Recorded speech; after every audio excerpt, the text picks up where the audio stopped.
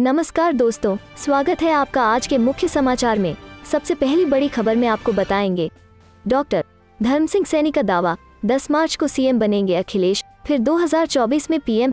इसी के साथ दूसरी बड़ी खबर में जिक्र होगा कि अखिलेश यादव ने 80 बनाम 20 को लेकर योगी आदित्यनाथ पर किया कटाक्ष। तीसरी बड़ी खबर में आपको बताएंगे कि मैं अब आर पार के हालात, भाजपा नेता ने जेडीयू को हैसियत बताई, नीतीश की पार्टी के प्रवक्ताओं ने भी दिया तीखा जवाब।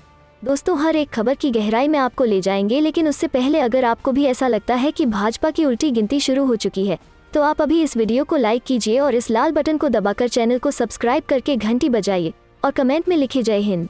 धर्म सिंह सैनी का दावा, 10 मार्च को सीएम बनेंगे अखिलेश, फिर 2024 में पीएम। जी हाँ दोस्तों, उत्तर प्रदेश विधानसभा चुनाव का संग्राम शुरू होने से पहले दल बदल की सियासत का पारा चढ़ा हुआ है। इस बीच गुरुवार को भाजपा से इस्तीफा देने वाले विधायक और आयुष मंत्री डॉक्टर धर्म सिंह सैनी ने समाजवादी पार्टी का दामन थाम लिया है।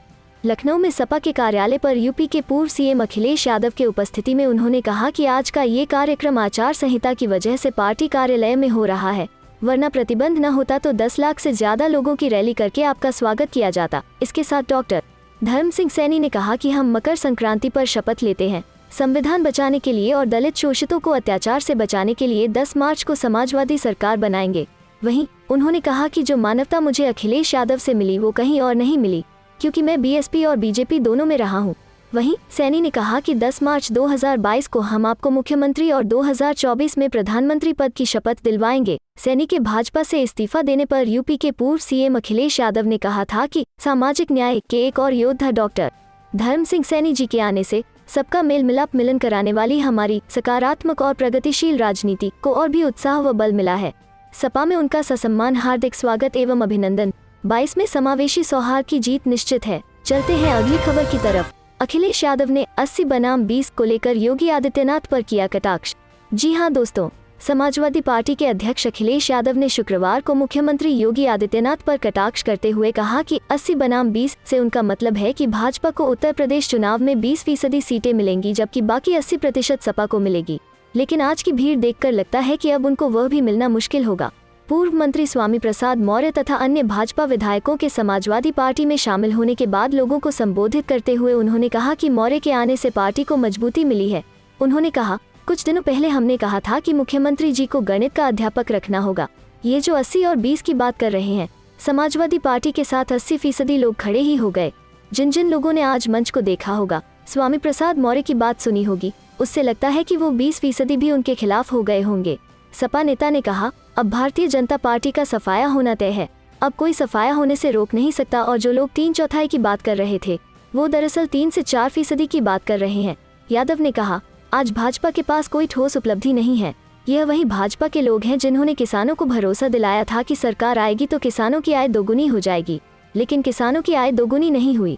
भारतीय जनता पार्टी के लोगों ने किसानों का डीजल पेट्रोल महंगा कर दिया। चलते हैं अगली खबर की तरफ। मैं अब आर पार के हालात, भाजपा नेता ने जेडीयू को हैसियत बताई, नीतीश की पार्टी के प्रवक्ताओं ने भी दिया तीखा जवाब। जी हाँ दोस्तों, अलग अलग मामलों पर जेडीयू के हमले झेल रही बीजेपी के सब्र का बांध टूटने लगा है। बीजेपी नेताओं ने इशारों में ही सही अपनी सहयोगी पार्टी के नेताओं को हैसियत बताना शुरू कर दिया है। जवाब देने के लिए जेडीयू प्रवक्ता भी मैदान में उतरे हैं। बयानबाजी का दौर जिस तरह से तेज और तीखा होता जा रहा है, उससे बीच आर पार की लड़ाई शुरू होने की संभावना बढ़ती जा रही है। बीजेपी पिछड़ा वर्ग मोर्चा के राष्ट्रीय महामंत्री हैं निखिल आनंद, बिहार से ताल्लुक रखते हैं और केंद्रीय मंत्री भूपेंद्र यादव और नित्यानंद राय के करीबी माने जाते हैं। निखिल आनंद ने आज इशारों में ही जेडीयू नेताओं को जी भर के गाली दी। उन्होंने ट्विटर पर लिखा, दूसरों के कंधे पर बैठकर राजनीति में खुद को ऊंचा देखने वाले अपना कद नाप ले, अपने गिरेबान में झांके। क्षेत्रीय दलों और निजी पॉकेट की दुकानों के तथाकथित राष्ट्रीय नेताओं ने राजनीति को वैचारिक आडंबर की आड़ में मस्खरेबाजी, अयाशी, धन उगाही और गिरोह संस्कृति का माध्यम बना दिया है। निखिल आनंद के इस ट्वीट को बिहार बीजेपी ने भी रिट्वीट किया। हालांकि इसमें किसी पार्टी का नाम नहीं लिया गया था, लेकिन तीर निशाने पर जा लगा। बीजेपी नेता के इस ट्वीट से जेडीयू में खलबली मची। जेडीयू के आधिकारिक प्रवक्ता बीजेपी नेता को जवाब देने मैदान में उतर गए। चलते हैं अगली खबर की तरफ। पंजाब चुनाव, कांग्रेस ने की सीईसी की बैठक, 9 विधायकों के नाम कटना तय, 50 पर लगी अंतिम मुहर। जी हाँ दोस्तों, पंजाब विधानसभा चुनाव को लेकर कांग्रेस पार्टी ने गुरुवार शाम को केंद्रीय चुनाव समिति सीईसी की पहली बैठक बुलाई। यह बैठक वर्चुअल तौर पर आयोजित की गई। दरअसल कोविड-19 को देखते हुए कांग्रेस पार्टी ने शीर्ष नेतृत्व से जुड़ी सभी बैठकों को वर्चुअल रखने का फैसला किया है। इसी के मद्देनजर पंजाब विधानसभा चुनाव के ऐलान के बाद कांग्रेस पार्टी ने शाम 5 बजे यह बैठक की। पार्टी की इसी बैठक से पहले उम्मीदवारों के नाम के चयन को लेकर पंजाब कांग्रेस की स्क्रीनिंग कमेटी की अब तक 4 दौर की बैठकें दिल्ली में हो चुकी हैं। इस कमेटी के अध्यक्ष अजय माकन ने पंजाब के प्रभारी हरीश चौधरी, पंजाब के मुख्यमंत्री चरणजीत सिंह चन्नी, पंजाब कांग्रेस के अध्यक्ष नवजोत सिंह सिद्धू और कैंपेन कमेटी के चेयरमैन सुनील जाखड़ व अन्य कई नेताओं से चर्चा कर करीब 78 उम्मीदवारों के नाम पर आम सहमति बनने के बाद केंद्रीय चुनाव समिति को ये नाम सौंप दिए हैं। फिलहाल गुरुवार को हुई इस बैठक में करीब 78 उम्मीदवारों के नामों पर चर्चा हुई। सूत्रों के अनुसार गुरुवार को करीब 50 से 55 नामों पर सीईसी ने अंतिम मुहर लगा दी है। उम्मीद की जा रही है कि पार्टी 50 उम्मीदवारों के नाम का ऐलान अगले कुछ दिनों में कर देगी। हालांकि एक खास बात यह है कि पंजाब कांग्रेस के 9 सीटिंग विधायकों के नाम इस बार चुनाव में काटे जा सकते हैं। वहीं दूसरी ओर स्क्रीनिंग कमेटी के अध्यक्ष अजय माकन ने यह पहले ही साफ कर दिया है कि पंजाब में एक परिवार से एक ही सदस्य को पार्टी का उम्मीदवार बनाया जाएगा। पार्टी इसका कड़ाई से पालन करेगी। वहीं पंजाब के मुख्यमंत्री चरणजीत सिंह चन्नी इस बार 2 सीटों से चुनाव लड़ सकते हैं। सूत्रों के अनुसार मुख्यमंत्री चन्नी इस बार अपने वर्तमान सीट चमकौर साहिब के साथ जालंधर के आदमपुर से भी चुनाव लड़ेंगे। गौरतलब है कि चुनाव आयोग पंजाब सहित 5 राज्यों के विधानसभा चुनावों की घोषणा कर दी है। 117 सदस्यीय पंजाब विधानसभा में कांग्रेस ने साल 2017 में 77 सीटों पर जीत दर्ज की थी। सूत्रों के अनुसार इस बार कांग्रेस पार्टी लगभग 68 मौजूदा विधायकों को टिकट देकर चुनाव मैदान में उतारने की तैयारी कर रही है। इनमें से 10 ऐसे विधायक चिन्हित किए गए हैं जिनके टिकट पर संशय बना है। वहीं 9 विधायकों का टिकट कटना लगभग तय माना जा रहा है। उम्मीद लगाई जा रही है कि अगले कुछ दिनों में पंजाब को लेकर कांग्रेस पार्टी द्वारा केंद्रीय चुनाव समिति की सहमति के बाद पहली सूची जारी कर दी जाएगी। चलते हैं अगली खबर की तरफ। बीजेपी को झटका, अध्यक्ष पद पर शिवसेना और कांग्रेस को मिली जीत। जी हां दोस्तों, मुंबई में बीजेपी को शिवसेना और कांग्रेस ने मिलकर जोरदार झटका दिया है। जिला मध्यवर्ती सहकारी बैंक के चुनावों में कांग्रेस के सिद्धार्थ कांबले ने 11 वोटों से बीजेपी के इमलसी प्रसाद लाड को हरा दिया है। वहीं प्रसाद लाड 9 वोटों से संतोष करना पड़ा। मुंबई बैंक के नए अध्यक्ष राकांपा के सिद्धार्थ कांबले बने हैं। हालांकि उपाध्यक्ष पद पर बीजेपी के विठल भोसले ने अपनी जगह सुनिश्चित की। दरअसल उपाध्यक्ष पद के लिए बीजेपी की ओर से विठल भोसले और शिवसेना की तरफ से अभिषेक घोसालकर आमने सामने थे, जिसमें दोनों को एक समान 10-10 वोट मिले थे। ड्रॉ की स्थिति में लॉटरी के जरिए विजयी का नाम घोषित करने का फैसला लिया, जिसमें बीजेपी के भोसले को जीत मिली। मुंबई बैंक में अपनी हार स्वीकारते हुए बीजेपी के प्रवीण दरेकर ने कहा, हमारे पैनल का एक वोट टूट गया जिसका फायदा शिवसेना और कांग्रेस को मिला। वहीं इस चुनाव पर शिवसेना की ओर से कहा गया कि 1 साल ये पद शिवसेना के पास होगा। आपको बता दें कि जल्द ही मुंबई में बीएमसी के चुनाव होने वाले हैं।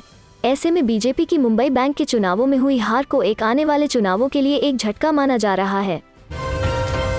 अखिलेश का कुनबा हुआ और मजबूत, शिवपाल राजभर के बाद अब चंद्रशेखर भी आए साथ। जी हां दोस्तों, उत्तर प्रदेश विधानसभा चुनाव में सत्ताधारी भारतीय जनता पार्टी को टक्कर देने के लिए समाजवादी पार्टी के मुखिया अखिलेश यादव लगातार अपना कुनबा मजबूत करने में लगे हुए हैं। यही वजह है कि वो लगातार अधिक से अधिक क्षेत्रीय पार्टियों के साथ गठबंधन कर रहे हैं और भाजपा को कड़ी टक्कर देने की स्क्रिप्ट लिख रहे हैं। नए सहयोगियों को साथ लाने की कोशिशों में अब एक नाम चंद्रशेखर आजाद का भी जुड़ने वाला है। भीम आर्मी चीफ और आजाद समाज पार्टी के मुखिया चंद्रशेखर आजाद आज अखिलेश यादव से मुलाकात कर सकते हैं। सूत्रों की माने तो चंद्रशेखर आजाद की पार्टी समाजवादी पार्टी के साथ गठबंधन कर एक सीट पर चुनावी मैदान में उतरेगी। मिल रही जानकारी के मुताबिक चंद्रशेखर आजाद की अखिलेश यादव से जो बात हुई है उसमें उन्हें दलित चेहरे के रूप में चुनावी मैदान में उतारा जा सकता है। सूत्रों की माने तो चंद्रशेखर रावण लखनऊ में ही मौजूद हैं और वो अखिलेश यादव से मुलाकात कर गठबंधन का ऐलान कर सकते हैं। अभी जो जानकारी सामने आई है उसके मुताबिक समाजवादी पार्टी चंद्रशेखर आजाद की आजाद समाज पार्टी को एक सीट दे सकती है। इस तरह से देखा जाए तो शिवपाल राजभर समेत कई दिग्गजों के बाद चंद्रशेखर आजाद के अखिलेश यादव के साथ आने से सपा के नेतृत्व में बना यह गठबंधन भाजपा को मजबूत टक्कर दे सकता है। सूत्रों की माने तो चंद्रशेखर आजाद की पार्टी का सहारनपुर, बिजनौर, बुलंदशहर और हाथरस जिलों में अच्छा खासा प्रभाव माना जाता है। ऐसे में अगर चंद्रशेखर खुद मैदान में उतरते हैं तो वे बसपा के पारंपरिक वोट बैंक में सेंध लगा सकते हैं। चंद्रशेखर आजाद का युवाओं में काफी क्रेज है। हालांकि अब देखने वाली बात यह होगी कि सपा के साथ किस तरह से गठबंधन होता है। आज लखनऊ में समाजवादी पार्टी प्रेस कॉन्फ्रेंस करने वाली है और माना जा रहा है कि इसमें सीटों के बंटवारे पर ऐलान हो सकता है। चलते हैं अगली खबर की तरफ। कुंडा में राजा भैया का सामना करने के लिए मजबूत प्रत्याशी की खोज में जुटी सपा, कई नाम चर्चा में।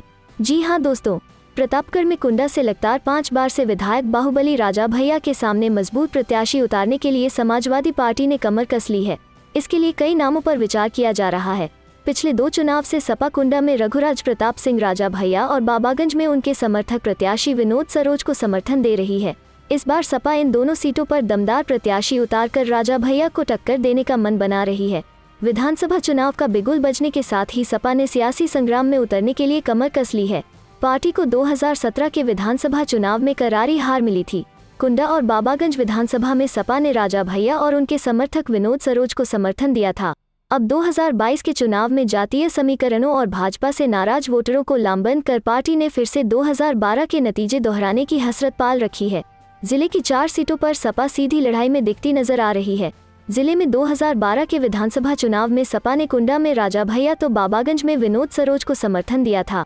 इसके अलावा रामपुर खास, विश्वनाथगंज, पट्टी, रानीगंज व सदर से अपने प्रत्याशी उतारे थे।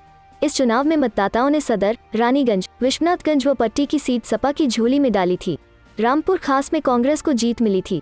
2017 के चुनाव में सपा को निराशा हाथ लगी थी।